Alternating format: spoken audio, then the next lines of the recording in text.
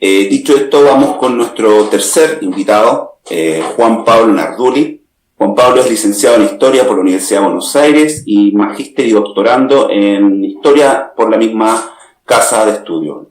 Juan Pablo es profesor de Historia de la Universidad de Buenos Aires, como dije, ha trabajado en la investigación de experiencias de articulación entre educación y militancia en los distintos escenarios latinoamericanos, ha dictado seminarios de grado en la carrera de Historia de la Facultad de Filosofía y Letras de la Universidad de Buenos Aires, entre lo que destacan militancia y educación en organizaciones campesinas de Paraguay, de Stronger a Lugo, revolución, historiografía y educación en Cuba desde 1959, la configuración del ideario revolucionario y la enseñanza de la historia, y actualmente el Seminario de Revolución, Contrarrevolución y Educación en Chile, 1970-1990, el debate en torno a la ENU durante el gobierno de Salvador Allende, al rediseño educativo en clave neoliberal bajo la dictadura.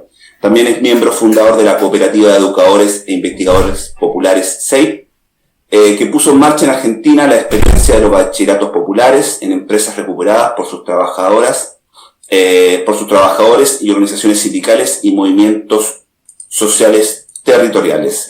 Juan Pablo nos va a presentar su ponencia, que lleva como título Militancia y Educación de Adultos en la Argentina de los 70. Juan Pablo, es todo tuyo. Bueno, buenas tardes. Siempre un gusto volver a encontrarnos con los compañeros, compañeras, amigas, amigos de la Historia como Arma. Y tengo que decir que verdaderamente las exposiciones de la compañera y el compañero que me antecedieron han dejado la vara muy alta. Yo estoy bastante seguro de decepcionar las expectativas que pudiera haber sobre esta presentación. Dicho lo cual, lo que quisiera comentar, quisiera hacer un recorte de lo que fue un trabajo de investigación sobre educación de adultos y militancia en la Argentina de los 70. Y, digamos, ahí, como han hecho aquí quienes me precedieron en el uso de la palabra, esta experiencia que fue objeto de investigación por mi parte, tiene por supuesto una historia y un escenario histórico específico, que es la Argentina del 73. Para los compañeros, amigos y amigas que no son argentinos, para nosotros el 73 es un año bisagra, del mismo modo que lo es el 76, por razones diferentes. Y digamos también que para hablar del 73 en Argentina, la Argentina del regreso no solamente del final de nuestra penúltima dictadura militar, sino también el regreso del peronismo después de 17 años de exclusión política y de exilio de su líder, tenemos que hablar también del 55. En el 55 la caída del peronismo abrió más interrogantes que respuestas, porque el arco de la oposición antiperonista, golpista, tuvo que responder lo que Marcelo Cavarossi considera, digamos, las grandes preguntas de los golpistas del 55. Por un lado, ¿qué hacer con las fuerzas sociales movilizadas por el peronismo? Y por otro lado, ¿cómo construir un régimen político estable que pueda mostrarse legítimo, excluyendo del juego político a una parte muy importante de los argentinos y argentinas, los peronistas? Bueno, la historia argentina del 55 al 73 es la del fracaso del intento de construir ese régimen que excluyera a la mitad de los argentinos y las argentinas, primero por medio de una especie de democracia mutilada, democracia incompleta, monitoreada por las Fuerzas Armadas, donde el peronismo estaba excluido, y esto debilitaba y deslegitimaba, por supuesto, a estos gobernantes del radicalismo. Después, claro, las Fuerzas Armadas en 1966 asumen el poder, digamos, sin mediaciones, y se instala lo que se llama, vieron que las dictaduras latinoamericanas, si en algo son creativas es en su modo de autodenominarse, se llamó Revolución Argentina. Y venía aquí a la Argentina a establecer un ordenamiento social. Bueno, el fracaso de ese intento de la dictadura de disciplinar a los argentinos y argentinas, disciplinar sobre todo a la clase trabajadora, tiene que ver con episodios de intensificación de la conflictividad social, donde se cuenta, por ejemplo, el Cordobazo, 1969. Claro, la Argentina del 73 es la Argentina del retorno del peronismo. Pero es un peronismo que se ha vuelto más complejo. La Argentina se ha vuelto más complejo desde los años donde bien contaba Francisco, nos ponía en sintonía con algunos elementos de esa Argentina de los 40 y los 50. En los 70 la Argentina se ha vuelto más compleja y el peronismo también. El peronismo que vuelve a la Argentina es un peronismo que, por supuesto, ahí todos los actores reconocen el liderazgo indiscutible del general Perón, pero es un peronismo que tiene, y uso aquí una terminología que en una célebre entrevista usaba el propio general, los hay ortodoxos y los hay heterodoxos. Los peronistas ortodoxos, que son fuertes, por ejemplo, en las estructuras sindicales y en la conducción de la CGT, y también en organizaciones como podría ser Guardia de Hierro, y por derecha de esa ortodoxia peronista encontramos, por ejemplo, al Comando de Organización, posiciones verdaderamente, claramente de derecha, y bueno, en la extrema derecha del peronismo encontramos incluso hasta un grupo terrorista como fue la Asociación Anticomunista Argentina, la AAA. Para esta ortodoxia peronista hay un hermano incómodo, que es la heterodoxia peronista, encarnada en la juventud peronista, que es fuerte no tanto en las fábricas y en los sindicatos, pero sí en los barrios populares, donde hay un intenso trabajo militante, y en las universidades y escuelas secundarias. La juventud peronista y las organizaciones del entramado de la juventud peronista constituyen lo que en su momento se llamó la tendencia revolucionaria del peronismo. Ese complejo peronismo de los 70, digamos que pone en esta perspectiva del regreso del peronismo al gobierno y el regreso definitivo del general a la patria, expectativas diferentes. Para los ortodoxos del peronismo, el regreso del peronismo significa el regreso a la patria peronista, el regreso a la Argentina de un capitalismo con rostro humano, como dice hoy ahora el Papa Francisco, del Estado garante del acuerdo entre capital y trabajo, de la industrialización con distribución del ingreso, de la ampliación de derechos sociales. Para los heterodoxos eso queda corto y van a pensar al peronismo como, digamos, el camino hacia la liberación nacional y social en sintonía con los procesos, las luchas de liberación que se están dando en América Latina, que se están dando en Asia y en África. El peronismo es pensado como el camino hacia lo que la tendencia revolucionaria llama la patria socialista, algo que queda más allá de los límites del capitalismo con rostro humano. Claro, en esa compleja familia, a veces disfuncional, que es el peronismo, lo único indiscutible es el liderazgo del general Perón. Bueno, ese es el peronismo que llega al gobierno en el 73. Y esta breve introducción nos sirve para ubicar el trabajo que fue, digamos, motivo de mi investigación, que es qué pasó con la Dirección Nacional de Educación de Adultos en el 73. Creada en los primeros años de esta dictadura militar, la DINEA trató de construir, digamos, un espacio específico de los distintos segmentos y subsegmentos de la educación de adultos que había en Argentina. Y claro, en los años 60 lo que campeaba era esto que se ha llamado a veces la pedagogía del desarrollismo, vinculado a algunos lineamientos de la Alianza para el Progreso, y en el caso argentino también con influencia del ideario de algunos sectores católicos. ¿Cuál era el horizonte de esa DINEA anterior al 73? Bueno, la formación de sujetos productivos bajo la lógica del capital, mano de obra adecuada, por ejemplo, para los monopolios que en los años 60 van a tener una fuerte presencia en la economía argentina, y también la formación de sujetos políticos convenientemente despolitizados, porque para algo había venido esa dictadura militar, al disciplinamiento. Claro, en el 73, el peronismo, este peronismo diverso, complejo, contradictorio, gana las elecciones y hay, por supuesto, un reparto de los distintos segmentos del aparato estatal. Esto, hay un libro muy interesante de Bonazo, donde cuenta ese diálogo entre Cámpora, el presidente electo, y Perón, todavía en Madrid, sobre el armado de ese gabinete, y bueno, después un reparto más o menos equilibrado entre los distintos sectores del peronismo de los segmentos del aparato estatal. Y el sistema educativo, sobre todo al principio de este peronismo del retorno, va a estar en manos de cuadros vinculados más bien a la heterodoxia peronista, y en algunos casos directamente a los agrupamientos de la tendencia revolucionaria.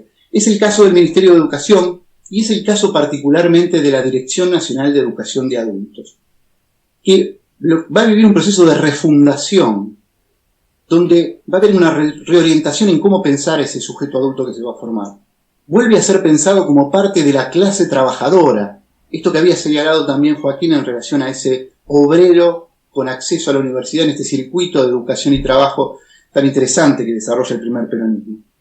Pero son trabajadores, además, que son sujetos de derecho. Pero se espera, además, desde la DNEA, poder trabajar no para la desactivación en tanto sujeto político, que era aquello que planteaba la DNEA en su etapa fundacional, sino, al contrario, formar también esos adultos para que sean activos participantes en el proceso de, cito en los documentos de la DNEA, reconstrucción y liberación nacional.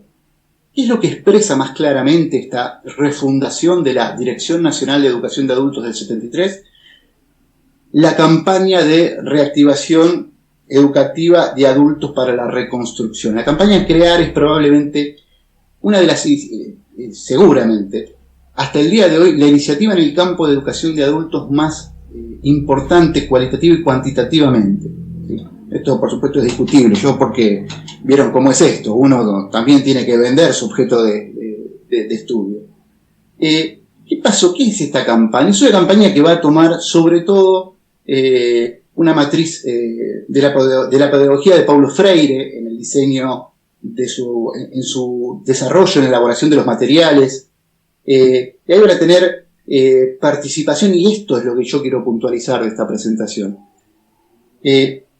Una de las cuestiones que yo he aprendido en la universidad estudiando en los 90, en pleno neoliberalismo, con el triunfo casi resignado de las perspectivas posmodernas, que decían, bueno, la historia se terminó, las ideologías, qué sé yo, aparecía esto como esta distinción entre, digamos, la actividad militante y la actividad académica, como que son excluyentes, y uno puede ser un académico respetable, uno puede ser un militante muy comprometido, pero las dos cosas juntas es difícil.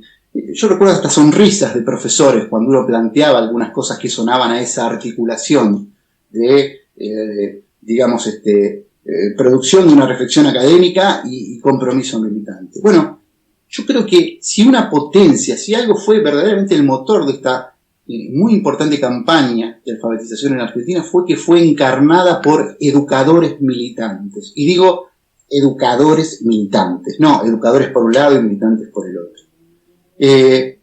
¿Cuál es la tarea de esos alfabetizadores? Bueno, la presentación del material, la promoción del debate, y el acompañamiento de la síntesis de lo producido en cada uno de los encuentros. Yo trabajé ahí analizando documentación de la DNEA, los materiales de los cuadrillos de formación de la CREAR, materiales de la prensa de la izquierda peronista de la época, pero quiero detenerme fundamentalmente en lo que mejor me muestra a estos educadores militantes, que fue un trabajo, digamos, que fue bastante arduo, de entrevistas a compañeros y compañeras que fueron coordinadores de base, es decir, alfabetizadores de la CREAR. ¿De dónde vinieron esos alfabetizadores militantes, esos educadores militantes? Bueno, muchos de ellos, le pasó un poco lo mismo que al peronismo, muchos de ellos venían de familias que no eran de tradición peronista. Del mismo modo que a la heterodoxia peronista en los 70 arribaron jóvenes que provenían de la clase media antiperonista de los 40 y 50 y se fueron peronizando, y se fueron acercando más bien a esta heterodoxia peronista. Muchos de esos jóvenes venían de los sectores sociales medios. ¿Qué eran? Eran docentes, en algunos casos eran docentes, muchos eran estudiantes, pero en un número muy importante eran militantes. En una época, en los 70 en Argentina, donde, según se repiten todos los testimonios, no solo de esta investigación, sino en el análisis de esa participación política intensa en los 70, aparece una frase que se repite, es: todo el mundo andaba en algo, todo el mundo estaba activando en algo, estaba haciendo trabajo social, una militancia política, estaba desarrollando su actividad artística tal vez, pero tratando de vincular esa producción artística con procesos de organización social y política. Fueron años muy intensos, los años 70, no solo en Argentina, pero en Argentina lo destaco especialmente. Algunos venían incluso de militar en espacios de la iglesia, lo cual generaba tensiones también a medida que esos jóvenes radicalizaban sus posiciones. Bueno, esta experiencia aproximó a muchos de estos jóvenes inquietos, militantes, comprometidos a los barrios populares, y los puso en contacto también con la realidad, sobre todo de los barrios populares, que fue el gran escenario de la campaña, junto con algunos sindicatos y fábricas, ¿sí? Claro, ¿qué pasó? ¿Qué pasó con esa campaña? ¿Cuáles fueron sus alcances? ¿Qué pasó con esos educadores militantes? Voy a leer simplemente 2 fragmentos de una entrevista a compañeros y compañeras que hablan un poco de este tránsito que va haciendo este conjunto de educadores militantes. En ese entonces, dice una señora, este barrio era una especie de villa de emergencia que por iniciativa de la misma gente revestía características de barrio obrero, con casitas de material, precarias pero seguras. Y allí iba diariamente, me reunía especialmente con las mujeres y tratábamos de solucionar problemas acuciantes, como la provisión de alimentos a precios reducidos. Cuando me proponen la campaña Crear, llevo la iniciativa a este grupo de mujeres y enseguida se entusiasman. Así arranca un punto de alfabetización en un barrio. Otro breve testimonio. ¿Cómo es que llegan? ¿Cómo es que llegan a la campaña? Bueno, la gente... mi experiencia tenía más que ver con los amigos que uno tenía, dice otro testimonio. Porque mi familia no era de extracción peronista, así que no puedo decir que venía de la cuna. Ni muchos de ellos. Y bueno, la gente con la que estaba a esa edad, digamos, todos militaban. En algo todos militaban. Y mis amigos y amigas empezaron a estar en la juventud universitaria peronista, porque esto del barrio viene como después. Yo estaba en realidad en la juventud universitaria peronista, pero uno de mis compañeros, en ese momento había unas cátedras horizontales, los talleres nacionales y populares. Entonces, en esas situaciones que conocí a los que estaban en Villa Tesey, que ellos estaban en la JP. Mi contacto venía más por ese lado. ¿Te gustaría hacer algo y enseñar? Sí, yo entré así. El circuito por el cual muchos de estos jóvenes se acercaron tenía que ver con relaciones personales, relaciones de conocimiento en el ámbito de la militancia o en el ámbito del estudio universitario en muchos casos. Por una cuestión de tiempo y porque siempre lo mejor viene con las preguntas, yo quiero señalar esto. Del mismo modo que considero que que no es cierto que el compromiso político militante de algún modo menoscabe la seriedad de la producción académica, ¿sí? Del mismo modo estoy cada vez más convencido de que somos mejores educadores cuando también lo que nos mueve es el compromiso por una sociedad más justa, una sociedad más igualitaria, nos hace ser mejores. ¿Cuáles son los alcances de esta campaña? Bueno, en el 76 esto se termina como se termina todo lo que se venía desarrollando desde el 73 en Argentina. Y empieza una durísima etapa, la etapa del terrorismo de Estado, donde los participantes de la campaña también cuentan entre sus miembros a compañeros y compañeras desaparecidos. La campaña misma fue borrada de la memoria de la educación en Argentina y quedó como algo medio nebuloso hasta que fue recuperada, felizmente recuperada. En el año 2009, el Ministerio de Educación de la Nación hizo un merecido homenaje a los participantes de la campaña. Muchos de ellos habían dejado de poner que habían participado en la campaña en sus currículum, en sus hojas de trabajo, cuando buscaban trabajo, porque incluso ya en los años de la democracia, eso parecía de algún modo marcarlos. ¿Cuáles fueron los alcances de la campaña? En términos cuantitativos es muy difícil evaluar si se logró objetivos medibles estadísticamente, porque toda la información desapareció. Desapareció quiere decir fue quemada en el Ministerio de Educación después del 76. Pero claro, entre los alcances de la campaña uno tiene que decir, movilizó un gran número de educadores militantes que encontraron en el escenario de la campaña un espacio para el desarrollo de esa doble condición. Se transformó al mismo tiempo la campaña en continente de experiencias de educación popular que venían desarrollándose previamente en los barrios. Y lo que hizo la Crear fue cobijar y, digamos, tratar de sistematizar esos esfuerzos dispersos.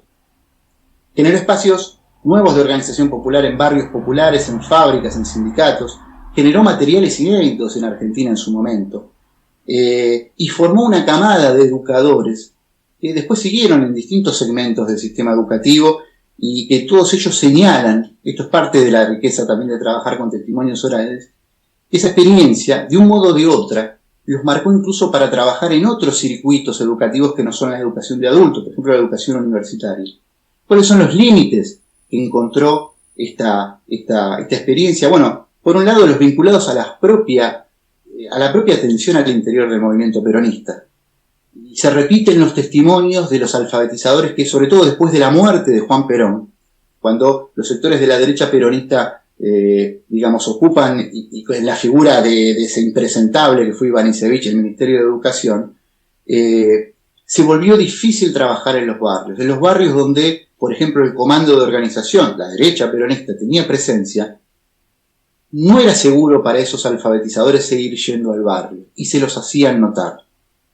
Hay testimonios de amenaza, de distintos modos de amedrentamiento, pero si un límite encontró la campaña fue el golpe de Estado, que lo que hizo fue desaparecerla. La campaña incluso se había propuesto juntar las expresiones de la cultura popular de todo el territorio nacional para hacer una gran recopilación, por primera vez en la historia, de todas las producciones de la cultura popular en todos los ámbitos. Ese material irrecuperable se guardó en los sótanos del Ministerio de Educación. Bueno, vino golpe de Estado y terminó incinerado. La campaña fue en ese punto desaparecida. Bueno, hasta aquí llego con la exposición. Quiero decir que la exposición de Patricia me pareció extraordinaria y habló, y esto lo digo para los compañeros que no son argentinos, el SEOM, el Sindicato de Empleados y Obreros Municipales, dio en los años 90 una dura pelea contra el ajuste neoliberal en la provincia de Jujuy y muchos recordamos ese periodo. Y agradecido también a la interesantísima exposición de Francisco, que me deja un montón de preguntas que espero tener oportunidad de hacer. Por mi parte, hasta aquí llegué y bueno, pasamos a las preguntas. Muchísimas gracias, Juan Pablo, por tu presentación y también extenderle el agradecimiento a Francisco también y Patricia.